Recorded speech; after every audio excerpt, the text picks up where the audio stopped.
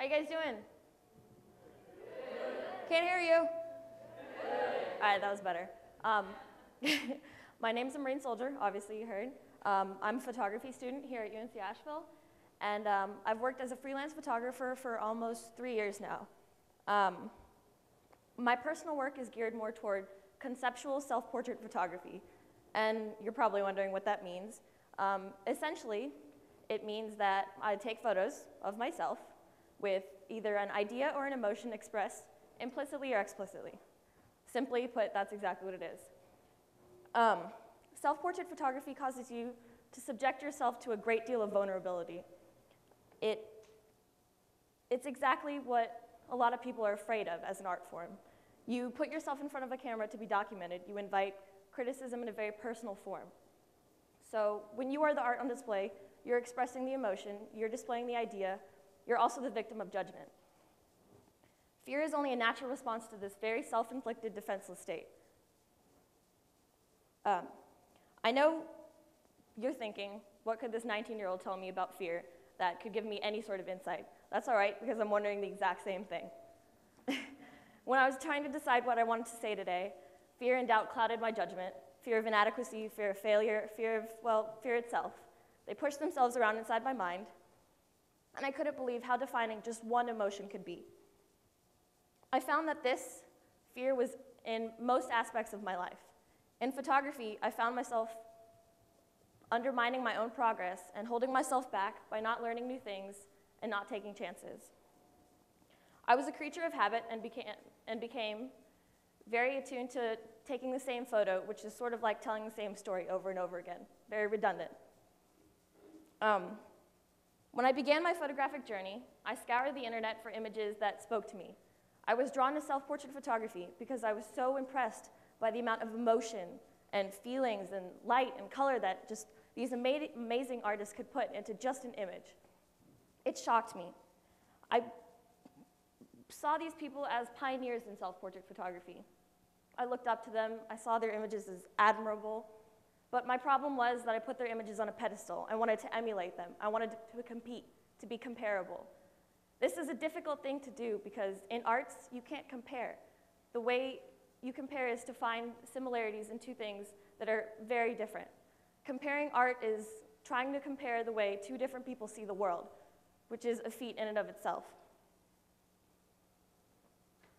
I was afraid of this judgment because usually it results in a comparison of one artist over another and eventually says that one is superior than another. I worked toward the goal of just going out and creating photos with myself and my equipment. I started off small. I took photos of myself in my house. I eventually moved on to my backyard. Covered myself in mud. You put yourself in crazy positions. You bend backwards. You lay in puddles.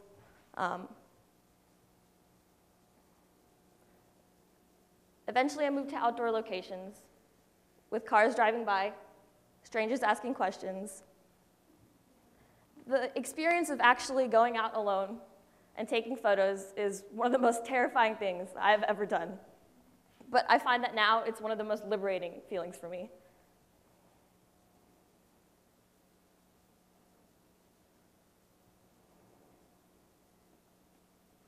This fear stunted my growth as an artist and as a person. I was afraid of this judgment, and I was afraid of success in some ways as well, and the pressures that came with it. I found that this fear was a paralyzing kind. It was a physical manifestation of anxiety and panic, so intense that I just didn't want to take the risk at all. I found the easiest way to understand fear was to realize that it has its place in life. Necessary fears should ground ideas that are too lofty. They should cause indecision, inspire choices, and warn you of danger. Paralyzing fears, on the other hand, keep you from doing things you really want and achieving goals you know that you are capable of. These fears serve no positive purpose. They only perpetuate anxiety. As much as I'd like to say that I've moved past these fears, I haven't. I still struggle with them, even now. But the only difference is that I've found a way to combat them by holding myself accountable.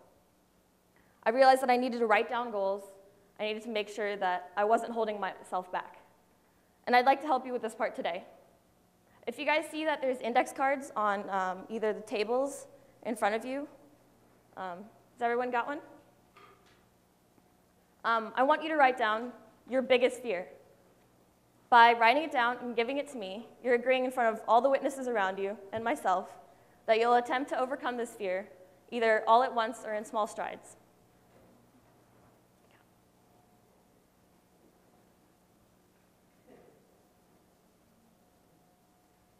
Don't worry, it's anonymous. But I'm going to put these together in a small project after this is over.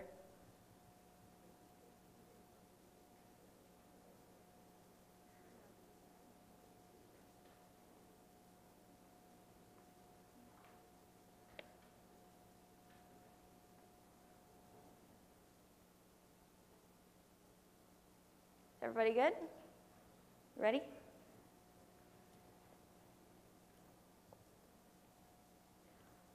It's important to believe that overcoming these paralyzing fears is possible. Living a challenging and fulfilling life will inevitably be riddled with fear, but the ones that inspire you and the ones that push you are the ones worth living with. So I'd like to leave you all with my favorite quote. It's one that inspired everything I've said today. It's by Marianne Williamson. Our deepest fear is not that we are inadequate. Our deepest fear is that we are powerful beyond measure. It's our light, not our darkness, that frightens us. We ask ourselves, who am I to be brilliant, gorgeous, talented, and fabulous? But who are you not to be? Thank you.